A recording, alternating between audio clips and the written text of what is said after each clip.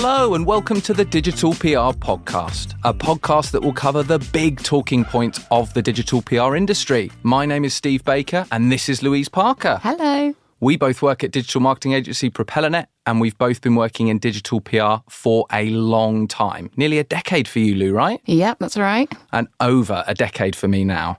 In the last few years, we've seen the digital PR industry explode, and with that has come a lot of interesting conversations about how the discipline works and where it's going. From creativity to relevance to burnout, this podcast will cover the subjects that everyone is talking about, with the help of some very special guests.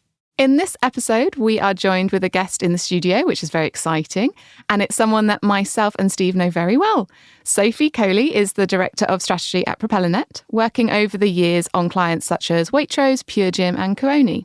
A fun fact about Sophie is that she started her career at PropellerNet as a PR intern 13 years ago, but today is in charge of making sure that our work not only gets links, but also speaks to the right audience and, crucially, delivers the right results. Hi, Sophie. Welcome to the podcast. Hi, nice to be here. Thanks for joining us, Soph. Obviously, we know you quite well, having worked together for quite some time now, but our guests might not. So let's start. Tell us a little bit about yourself. What's your background? What do you do? Who am I? Who the hell Who is are Sophie you? Coley? Well, as Lou said, 13 years I've been at PropellerNet, which I think makes me like the second oldest timer there, which is weird. I still feel like I started yesterday. So I originally trained in journalism down in Bournemouth, which I loved. It was multimedia journalism, really enjoyed it. I think I'd always thought I'd go into something like journalism. And then I always tell people this, my lecturers at uni spent half the course telling us that if we wanted a career that we could earn half decent money and not have to like work ridiculous hours, then we should try PR because we would be well equipped with the journalism skills that we had. And I came out of uni, obviously sort of straight into that, either trying to get a job or intern. Came back home to just near Brighton, and there was a really great intern scheme at the time where they paid me. I mean, it was a pittance, but it was payment, which is what you need when you come out of uni. And they also paid the business to have you as an intern, and it was kind of a Brighton-wide scheme. And I got into PropellerNet that way and been here ever since, but in a variety of roles. So I think I did maybe 3 years in the PR team. I would say that the PR work we were doing back then was very, very different to the work that we do now, which is good news for you guys. I used to cringe quite a lot. It was a lot of like advertorials, trying to place articles. I felt I didn't feel comfortable with the work that I was trying to sell into journalists, having had that journalism background, I suppose. And so I worked within PropellerNet to kind of create a new role, which I think we called like a creative strategist or something at the time. And my focus was on being a lot more creative with our ideas. And I did that for a bit. And then some years later, we got a creative director from London, big sort of shiny London agency. And that made me realise actually that it wasn't so much just sort of pure creativity of things that we were going out with. It was more the why, like, does this work? Why are we doing it? Who are we talking to? That kind of thing, which I didn't know at the time, but it's sort of a more strategic role. And so then I moved into strategy, and I think I've been in the strategy team maybe 6 or 7 years now. So a not very potted history of my time at PropellerNet, but I like to think that sort of moving between various teams, overcoming different like problems and challenges and figuring out what it is that I do best has kind of got me to where I am in strategy now. Yeah, that's a really useful potted history. Some things I'd forgotten. I mean, I don't want to put words in your mouth. We've worked together 11 years. Why have they been the best 11 years of your life? That's a good question, Steve. You don't have to answer that, but we can spend 20 minutes on it if you want. The highlights, the lowlights, the moments. I think the best thing working with you sometimes is that when I go to the football at Brighton, I can say to people, I know this guy. Yeah, there you go. Yeah. A fun fact about Steve is that he's also the commentator at Brighton and Hove Albion. There you go. I got your plug in. Thanks. I've been fishing for that on every episode, but it's finally happened, and I knew you'd be the key to unlock that, Sophie. So you mentioned how you started in the PR team. This is a podcast all about digital PR. You do strategy. The question that's coming up is, what to you is a PR strategy? How would you define it? Well, I think probably to answer that question, you start with what is a strategy full stop, and then maybe it's like, how do you apply it to digital PR? And I would say this as a strategist. I think, am I allowed to use rude words in this podcast? Absolutely. You are. Okay. I think strategy as a thing can be incredibly like wanky sometimes. It feels a bit superior. I'm a strategist. I was once told that having strategy in my job title was really important because it would mean clients would take me more seriously. You do all the thinky stuff as a strategist, right? And I guess that kind of is it. It's being that person that can like really think things through. Why are we doing this? What are we actually looking to achieve? Yeah. And that for me is the crux of a strategy. So in a digital PR context, I think probably exactly those questions. What are we trying to do? Why are we trying to do it? And who do we need to speak to achieve those goals? I think in the digital PR world, your digital PR strategy needs to sit very, very closely, sort of hand in hand with the broader SEO strategy that you might have on an account. And I think that's an interesting observation sometimes of the industry. Like it's very hard sometimes to look at other people's work and go, oh, that's their strategy, right? Because it's never a document that someone puts out there, a message, a campaign you see very clearly and you go, oh, I like that or I don't like that. You don't ever quite see the bones of a strategy. So it's sort of trying to have that X-ray vision, I suppose. But yeah, it should sit closely unless you are solely doing digital PR work for someone. And then your goals might be around just literally achieving links, for example. But I think the best digital PR strategies sit really, really closely with a broader SEO strategy so that you are all working together and the digital PR is part of trying to drive real like SEO growth. If for the benefit of the listeners, could you describe what would be in an SEO strategy and then what would be in your strategy so people can know the kind of difference and how they complement each other? Yes. So I think one of the things that you absolutely need to have in an SEO strategy is like I say, what are you trying to do? I think sometimes you can take on a client and like completely depends on the client. Some clients will have brilliant briefs and some need a lot more help in getting to like what is it that they're trying to do. One of the main key like strategic pieces of work that we would do up front with any client is that kind of keyword research and opportunity analysis. And the opportunity analysis is crucial in helping us focus where are we focusing, right? You have a client that sells fashion. You have a fixed amount of resource. You could just say, we're going to get you ranking for more stuff, but you'll probably have better success and be able to measure that success a little bit better and prove it and to be more focused if you say, do you know what, we can see a real opportunity for you in skirts because there's huge volume, you don't have that visibility yet, competitively, like you're up there, like you've got real authority to talk about this thing. So the first thing in an SEO strategy would absolutely be that focus. Like I think to take on an account and just be like, yeah, we'll make you more visible is very unstrategic, for example. So focus on what you're doing and how you're going to do it. So a bit of diagnostics work around, is it that the site is really, really poor from a technical point of view and therefore as an agency we need to focus a lot of our resource on that kind of technical improvement side of things? Or is it that they have no links? And that's obviously where digital PR comes in. So you'd need that kind of groundwork before. What are we focusing on? What are the real problems or what activity is going to deliver the best results for this client? And then you bring in your digital PR, which obviously, I guess, given what I've just said, is all about building the links. And I think we'll probably come on to this. But for me, it's super, super crucial that your digital PR activity is not just link building. And that's not to say people do link building, right? You can go off and do your link building. It's semantics and it's ridiculous. But for me, if you're calling it digital PR, it needs to be a bit more than link building.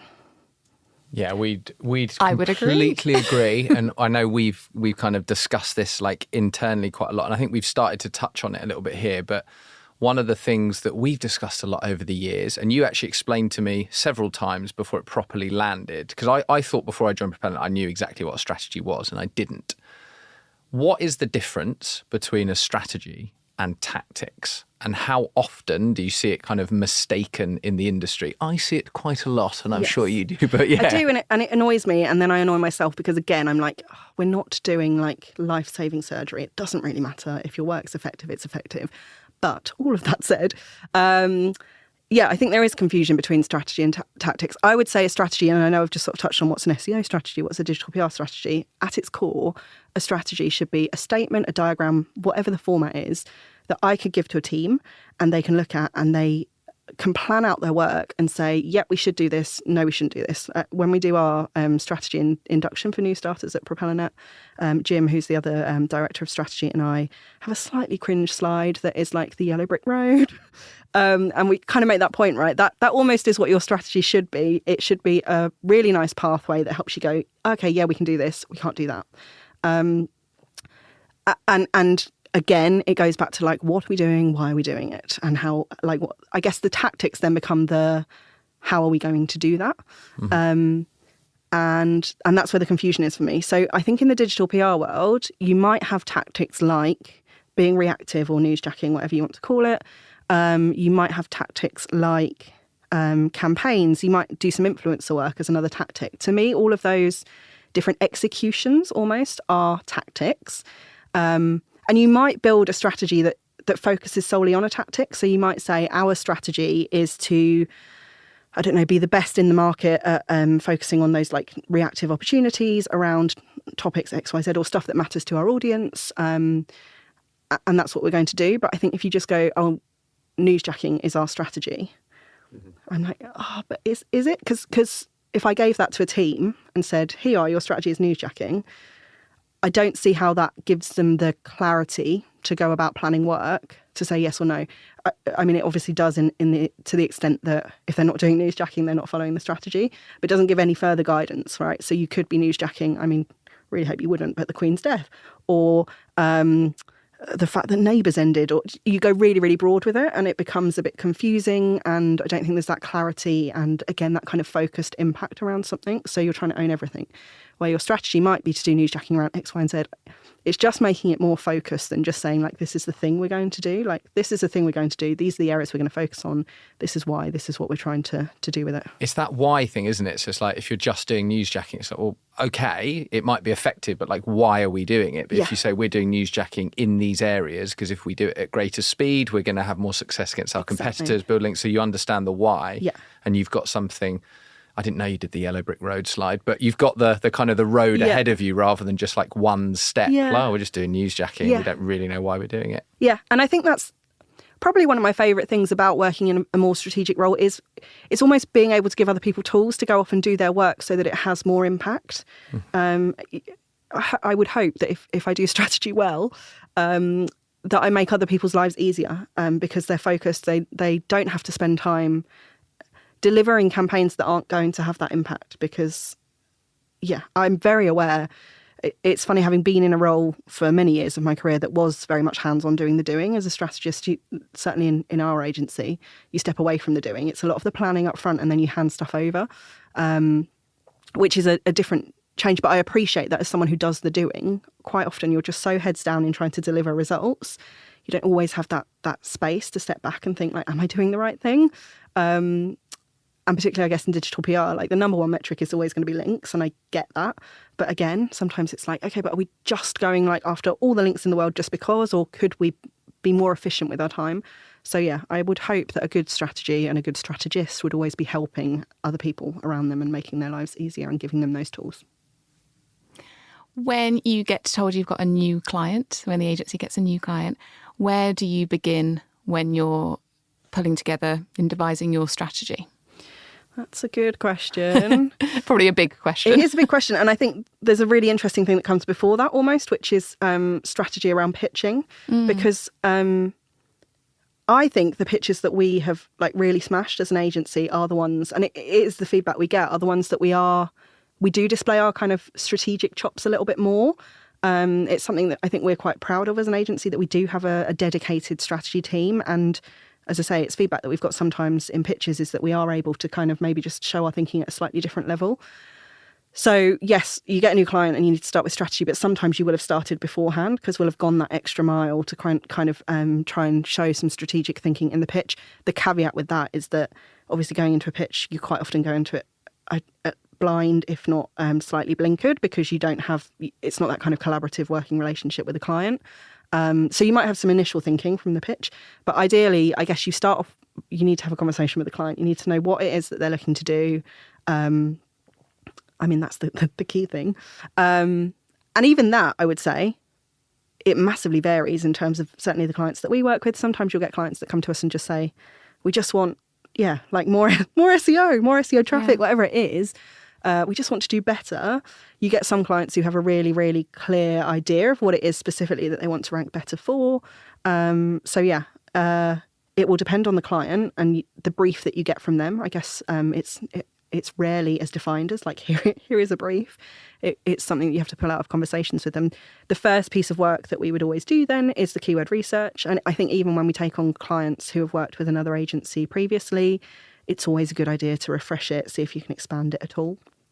I think, again, we're trying to get a bit more thorough and strategic with our keyword research at PropellerNet in terms of how we approach that. More recently, I keep leaning back on something that, again, I learned at university with just journalism training. It was always around putting together press releases, and you always tackle the who, the what, the why, the where, the when, the how.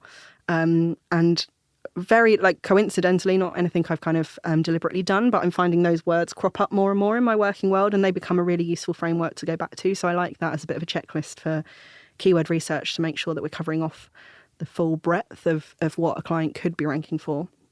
And then the opportunity analysis is obviously the next really, really important piece, which helps us to understand, what it is where the opportunities exist for that client. I think, again, it's important to remember there that is only the SEO input. You have to then present that to a client and find out, do they have certain business priorities? Are there areas within that they just would never touch because it doesn't feel like the right fit for them as a brand? And from that, you have your focuses. And that, for me, is the important thing across the whole SEO account, right? It needs to feed content, it needs to feed digital PR, and it feeds technical work to some extent in terms of pages that we might focus on for optimization.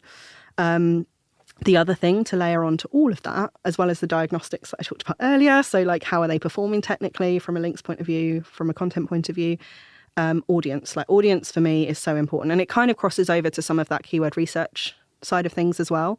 Who are these people? Why are they searching? When I've done talks previously, I'm really, really keen to always remember, and I think it can be so easy to forget it in working in SEO. There are real people performing all of the searches that we see, right? It's not just an anonymous bot at a keyboard or typing into their phone. So who are they and what are they actually searching for and why,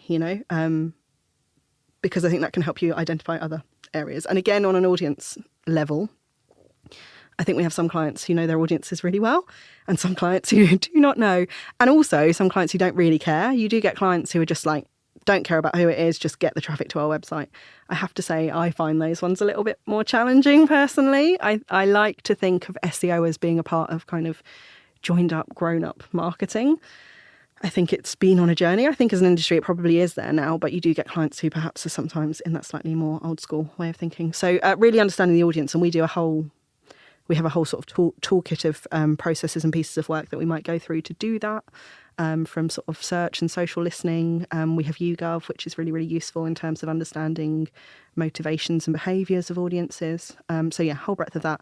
And also the brand then, right? The brand is the other important part in all of this. And again, I would say that differs because you might have some clients who it would be very difficult to describe them as being or having a brand. Like, they might just be a website.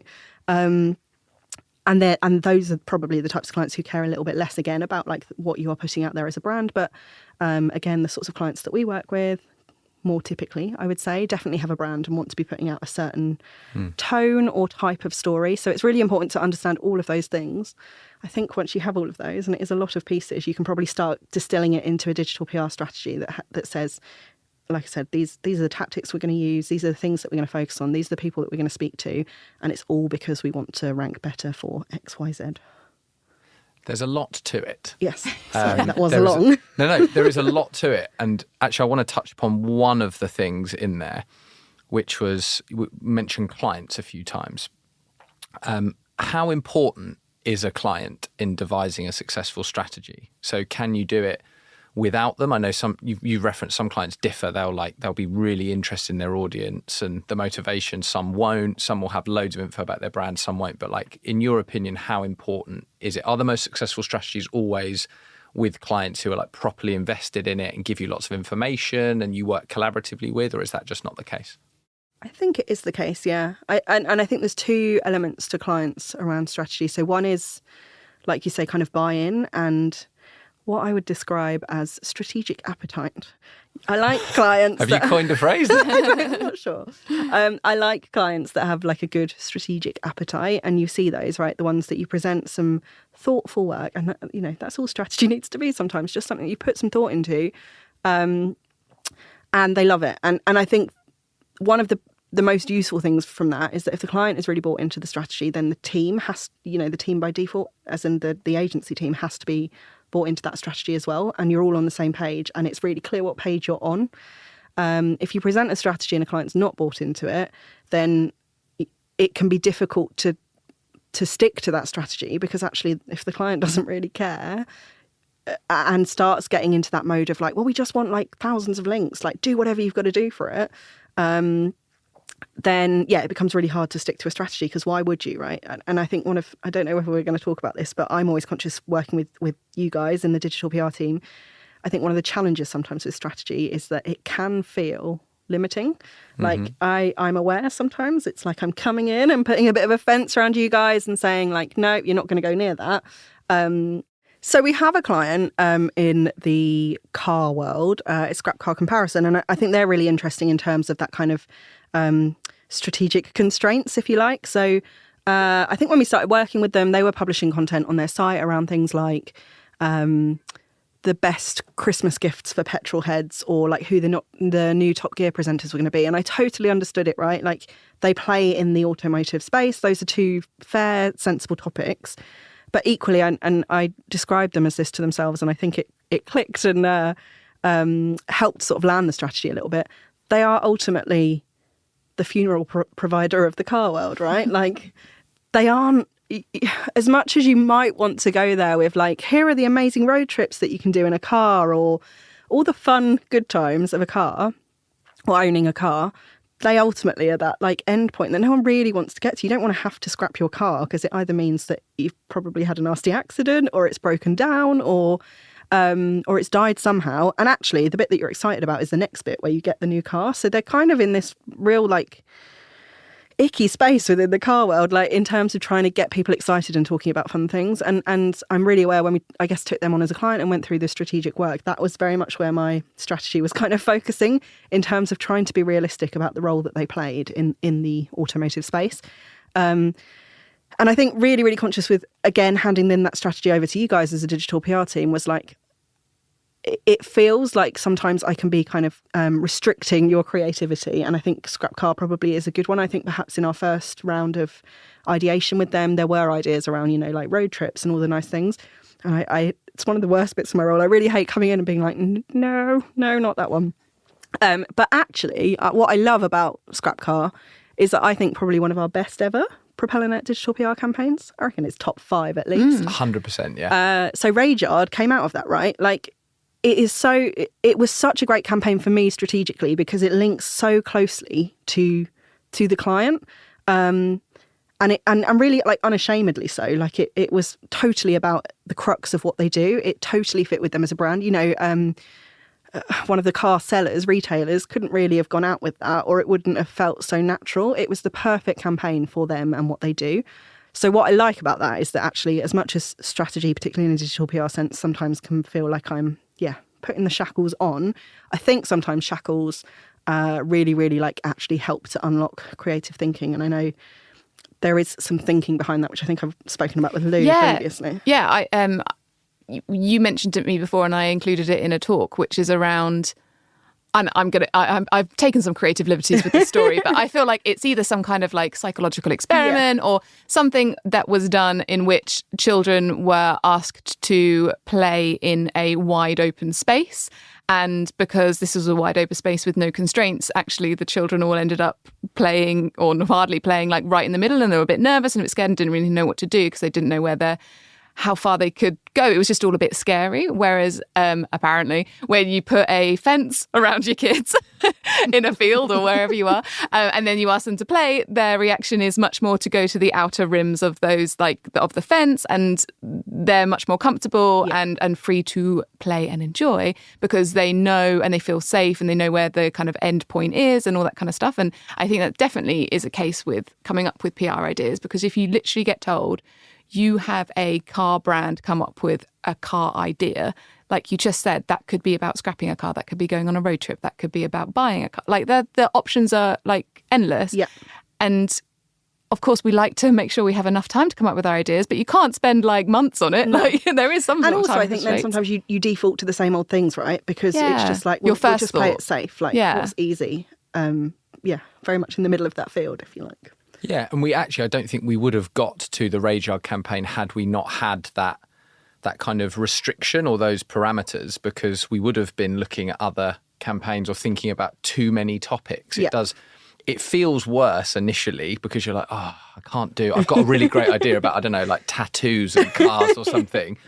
But actually when as you say, Lou, like when you restrict yourself, it can aid creative thinking. It's just a bit more of a challenge. So with that in mind, like what do you think are the most kind of common mistakes that either you've made or you see other brands or agencies or what have you? Obviously, you don't have to name names, but like when devising a strategy or things that kind of, what are your strategy icks ultimately? What vexes you? Good question. It's really hard to critique other people's strategies, like I said, because you almost need like an X-ray machine to be able to see into a campaign and go, oh, well, that was the strategy. But there are some that are very overt, and I probably would say my biggest ick is actually when there clearly isn't a strategy. And Lou will know this because Lou constantly sends me campaigns, and I probably do the same back to her. From I'd say brands, I don't know, businesses, brands, websites, whatever, who've gone out with something that is so far removed from what it is that they do, and it's clearly, you know, an SEO PR thing or a digital PR thing that they've got to get links, and the agency has been employed to get links. So I understand the activity on that level. There's a campaign that's gone out, and some of them are really successful from that point of view. Like you put them through one of the tools and you can see they've got loads of links. But my biggest ick, when something is so far removed from, if you ever see a campaign and then see the brand or the website that are running it and go, why are they talking about that? It's so bad. And I love it that I think, Twitter, for all of its fun, you often see now like journalists actually calling out PRs who just send them something that is so random. And I think that's fair game. Like, I think we have a responsibility as people who work in this industry to put out like half decent stuff. It kind of falls into the area of just because you can doesn't mean you should. Yeah. Because I've heard some people will come back to it. And to be honest, I've had this response too as well. Like, well, the journalists will cover it, or some journalists will cover it, or it will get links. So why not? And it's like, well, it's not the only way. Yeah. Like you can get links and also have it make sense for your brand and for your audience. And it's like, why wouldn't you tick more boxes? Absolutely. And it might be harder to get there, but ultimately you're getting more from it. You can see why people do it, and I'm definitely guilty in my younger years of only wanting to tick one box. There was an awkward look between Sophie and Lou there, a smile me and Sophie have nod. grown together, or I have grown alongside Sophie. It's I've seen the light. You have. And I think it comes back to what I said earlier about it's the difference between link building and digital PR, right? Like if you're going to call it like PR, public relations, right? Like, so you have to think about the people who might be reading the story. And just because it's digital PR and it tends to fall into that SEO space, I don't know. It's very much semantics, but I would much rather that if you're going to do that kind of the more icky side of it, call it link building. Please don't call it digital PR. Just to make me happy. But I think you miss out, the tangible PR benefits of a good story that is interesting, that journalists want to cover, that relevant audiences want to read, that builds your brand, right? Like, all the other metrics and benefits and value that comes with that is great for your clients. Like you're building their brand, you're speaking to potential customers. And if it just takes a little bit more upfront thinking to get to the right campaign to do that, rather than, like we say, going with what's easy and just chucking something out there and going, oh, well, it got like 7 links, so we're happy. It's just working a little bit smarter and harder sometimes. Yeah, it's good to challenge yourself, and like all the work has gone into the understanding like why we're doing this, why this is relevant. So like it's really good to always to think about that. And it's also easy to forget that we're not just, I think maybe like the early days of link building, it was getting links from like quite niche sites, and now we're getting links in our PR team from some of the most read publications on the internet. So like on a regular basis. So you're putting clients' brands out there. So it's got to be relevant. But I was going to ask, do you think there's ever an example? I'm sure there is, but I'm just interested in your view, where you've seen a story where X brand has done X thing, and I can't think of an example now, and it doesn't make sense to you, but you talking about, needing an X-ray to sort of see someone's strategy. Do you ever think there's an example where you're like, oh, actually, maybe it makes sense to them. Maybe there's like a reason behind this. So what I'm asking really is there like a middle ground between the highly irrelevant, tenuous, the extremely relevant, and there's somewhere in the middle where it's like, it doesn't make sense to me why this jewelry brand would be talking about Matt Hancock's hairline, but there might be. Do you know what I mean? I've given a zany example. I think there's like a sort of spectrum of obvious relevance. I feel like I'm coming up with more sort of slightly wanky strategy phrases there. There's a spectrum of relevance in as much as I guess or you could think of it as a funnel, I guess. Like bottom of the funnel is going to be the commercial things that your client does or sells, or the stuff, the commercial opportunity to them. So for a fashion client, that's going to be all your clothes. And if you're going to do campaigns about those super, super obvious link that no one really has to find that X-ray machine, the real top of the funnel, or the complete other end of the spectrum, depending which device we're sticking with, is probably more like audience lifestyle focused things, right? And I think this is where it gets a little bit more grey, because if you do really understand your audience, you might have some like absolutely killer piece of audience insight that says, do you know what? We have this little niche audience amongst our audience groups. They're really into X, Y, and Z. People probably don't know this about us. A nice example, and we never did anything with it, but we previously worked with Forest Holidays, who had lovely sort of cabins in with hot tubs in lovely sort of rural locations. And we used a tool at the time that you could run their social following through, and it kind of clustered all of their followers according to commonalities. And one of the clusters that we had was people who were really like into like reality TV. It was all like Towie and like Made in Chelsea and stuff. And Forest Holidays is quite a fairly premium, like high end, not cheap. Probably more middle class. You're going away with like maybe your young kids or that sort of thing. And it felt really odd. It was like, that's not the audience. Like, what's going on there? And we dug into it a little bit further, and we think it was just the hot tubs, and there was that real kind of like slightly bougie, like, weekend away with a hot tub. It wasn't so much about the cabin or the forest location. And that was really, really interesting. So that was something we knew that to other people might, and as I say, we never did anything with it. So, but if we'd have put out a campaign for Forest Holidays around Towie, it probably would have felt quite jarring, but we had that kind of like, I guess, missing piece of the puzzle that other people couldn't see. So I do accept that, I suppose. Begrudgingly, or not begrudgingly, and but I do question. I think that digital PR and SEO is probably an industry where there is sometimes less of a strategic focus. I think there is so much pressure on like do stuff quick and get links quick and get as many as we can. And we see that from our clients sometimes, but I general sense around the industry, I think that's how I see it quite often. And we see it. It can be really, some clients don't want to pay for strategy. They just want the doing and they want results fast. Ironically, I think the strategy helps you get the results better. But if it's literally like the links or just the immediately tangible thing, that feels like the thing that they want. And actually what they want is the results.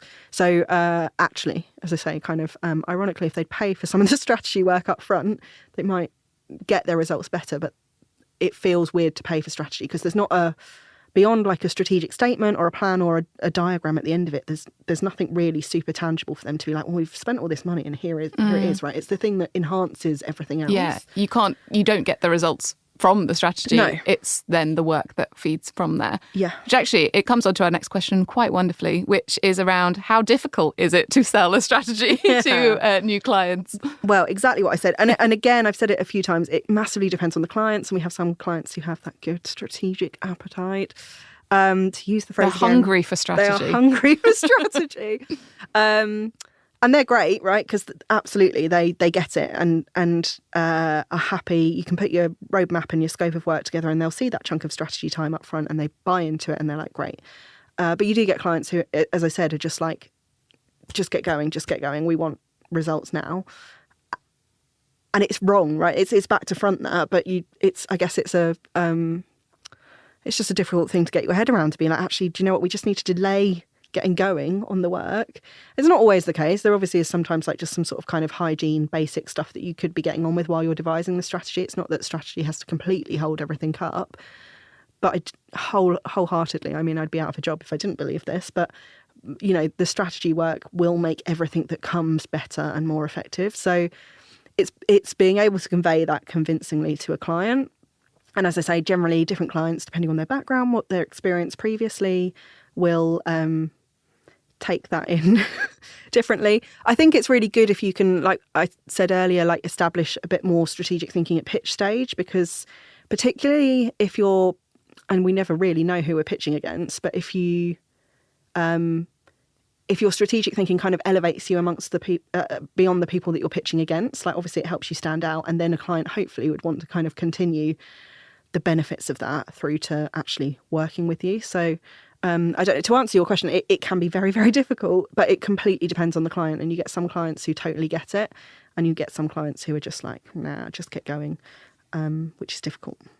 It's such a temptation to do, particularly when you're trying to save time or budget. Yeah. So it's like, it's easy to see things like strategy or reporting as like nice to have, when actually they're both essential to understand, to lead to your success and understand what you're doing. And it doesn't always happen. So I've had the pleasure of watching you present strategies, but I also feel your frustration when it's kind of, when it goes well, it's magical, because you're like, oh, this is amazing. They totally get it. The team gets it. We buy in, everyone buys into it. Brilliant. We're off and running. But then sometimes when they don't, you can sort of see it almost like, yeah. Get to the stuff, which is like the idea or the thing, almost like the shiny bit at the end. And digital PR is so much more than that. But it is the shiny bit at the end in lots of ways. Yeah. So, I don't actually have a question to follow up on that. I just wanted to say I shape it. Actually, I do have a question. Which is how difficult, or how, actually, I'm going to rephrase it.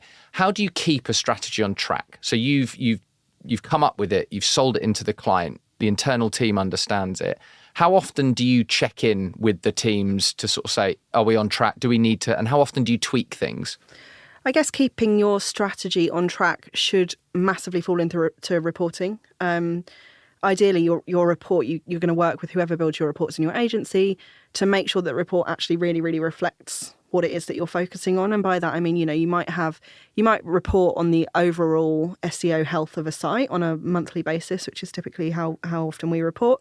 But you would want like your primary portfolio of keywords that really lean into those sort of topics, or the pages that you're focusing on for the links that you're getting from digital PR. You want those to be sort of front and center of your report. And done well, that then means that your report becomes your tool to say this strategy is working or it's not working. So ideally you'd have like at least a monthly check-in of like, actually, is the strategy working? And your report helps you to do that. And then you might have a quarterly or a sort of 6-monthly check in more with the client to say like, actually, here's what we're doing, here's what's working well, here's where we need to dial up, dial down, whatever it is. So yeah, I think almost touched on it in the last question, where it was saying like, you know, strategy and reporting can become, or sometimes feel like they might become like the optional things, but they're so crucial, and I think they really, really go hand in hand. I think the other interesting thing with all of that, and again, trying to bring it back to digital PR specifically, is like, there's 2 levels of reporting really, right? There's the channel specific reporting. So there will be campaign by campaign. You might have a coverage book report, for example. Nice plug. Created at Propeller. But you will have reports specifically focused on the activity that you're doing from a digital PR point of view. Our content people will report on the success of the editorial content or the commercial content that we're focusing on from the client site. And text, you know, it might not feel like a report, but you might have like a list of tickets that you're working through with a dev team. And actually there is some element of reporting in just saying like, here's what we've got through, here's what we've still got to action. So I think of those as like the channel specific reporting bits. And then the overarching bit of all of that, like the kind of umbrella that sits across them all, is the site's health, the traffic that it's getting, the conversions that it's driving. And that is the culmination of all of those different channel specific things. So I think, again, from a digital PR point of view, very much, yes, the campaign side of things, but remembering and like, you know, celebrating the fact that actually is driving overall site visibility, traffic, conversions, etc.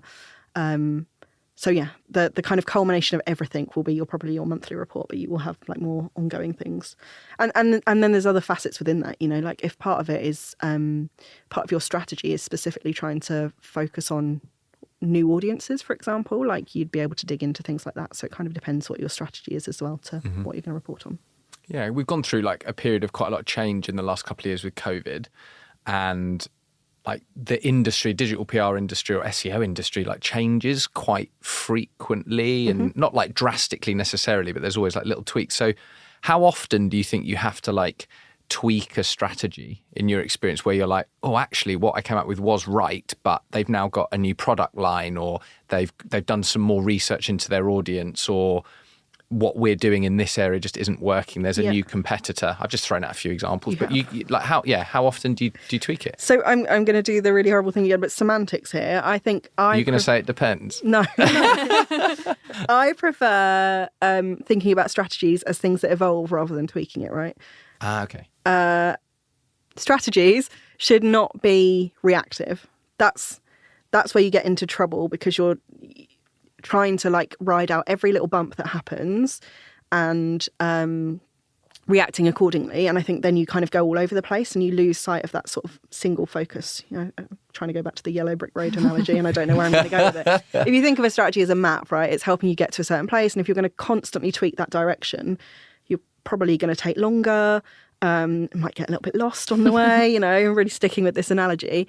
But yeah, I think a strategy should be something that you are committed to for the long term. It's not to say all those things that you've listed out can happen, and you should perhaps look at, can you evolve the strategy a little bit to factor in those things? But I think also maybe just sense checking, is this a real thing that we do need to build into our strategy, or is this something that we can just ride out? And I'm not to say, bury your head in the sand about it. There will be things that sometimes you do need to massively change. And things like a new product range or something that actually becomes a massive opportunity, absolutely, like go for it. Going back to sort of the opportunity analysis, I think that's a piece of work that should be refreshed on a regular basis so that you are constantly aware of where the big kind of pockets of opportunity are for a client. But yeah, I don't think, to your question, I could necessarily put my finger on a specific, like, when should you tweak it? I think what I would say is to try and stay away from the temptation to tweak it too much. I think it should be something you try and stay true to. How has the way you think about strategy changed over the years? And do you think it will continue to change in the future? I think one of the biggest things that has changed for me is just confidence in my ability. And it's really frustrating. I spent ages, like obviously we're really big on sort of personal development at PropellerNet, and I can think I spent so many years like tapping into all of our resources being like, I need to be more confident, I need to have more gravitas, I need to be able to like sell strategy better. And it's just one of those things, isn't it? Like you can't give someone a confidence pill, or like, I don't know, maybe you can. You can't teach confidence. It just comes with time. And I think I'm fortunate now that I'm at a point where I've been working in the industry for 13 years. I've had a brilliant place to learn and to pick up stuff. I sat next to one of the techs that I always say is like one of the best techs that I've ever worked with, who was the guy who sort of went on to build Answer the Public. And I sat next to him for a year or two when I was really junior and just picked his brain about all, what's a canonical tag? Like, I don't know. And it just gave me like a real good understanding of all areas of kind of SEO, I think, which I think has helped me get into like a strategic role now. So biggest shifts in thinking is kind of like, there isn't a formula, there isn't a process. It's giving yourself time and asking the right questions and really understanding what it is that you're trying to do for the client.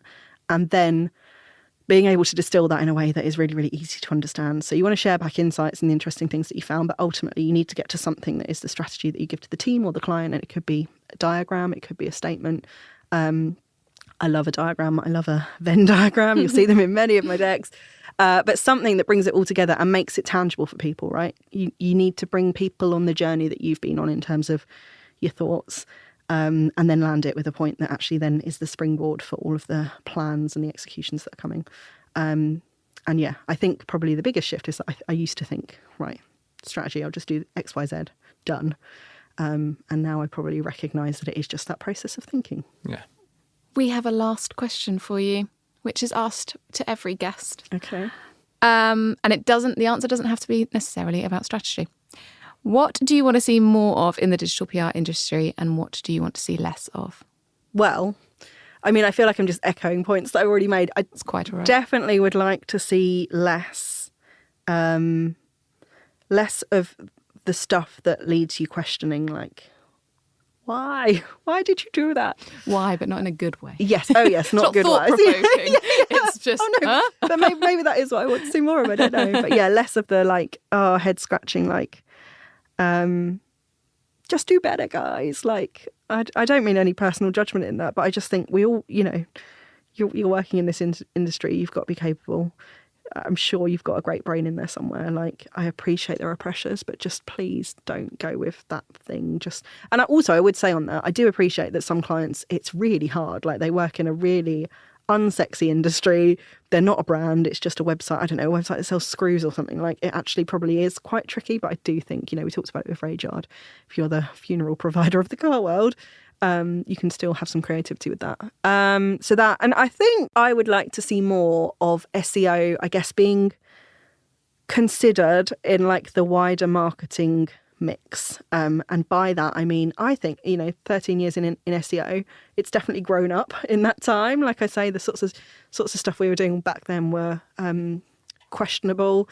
The industry was very questionable back then, and it's definitely grown up.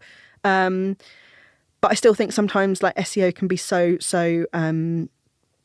focused on just like performance. And I think actually if you integrate it with other marketing channels and really try and plan from that top-down marketing approach rather than SEO just being like that one like acquisition performance focused thing, then you can build in all that kind of creativity. It can sit a lot more nicely alongside like more traditional PR or above the line advertising, all of that. So I guess more joined upness with SEO. And it's probably also a good point to plug. I think more using search insights to fuel stuff more broadly. I obviously have spent a lot of time talking about search listening, which I haven't talked about today, which is mad because normally when I do these things, it's all about search listening.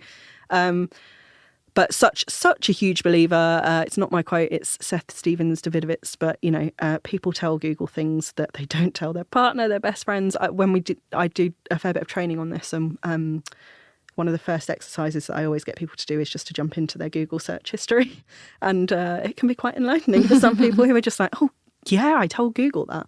And I love, like, we've had clients in the past who take that insight and actually use it to take to their product teams to launch new products because there's a gap.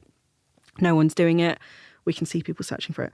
So I think the two points are linked, but perhaps search living in less of its own little box, right? It's a great indicator of consumer interest in stuff, full stop, that could be met by SEO or by other marketing activity. And I think SEO being like playing amongst the big boys, right? It doesn't need to be. I think we're quite capable of it, and I think it can add a lot of value. Yeah, I'd wholeheartedly agree with that, 100%. So me and Lou have realised throughout the recordings we've done so far that by far our weakest point is the outro and how we end the podcast. Absolutely shocking. I'm just going to ask directly, Lou, who's going to do the outro today, me or you? I think it should be you. I think you're better at them. No pressure. Sophie Coley, thank you so much for joining us. It's been an absolute pleasure.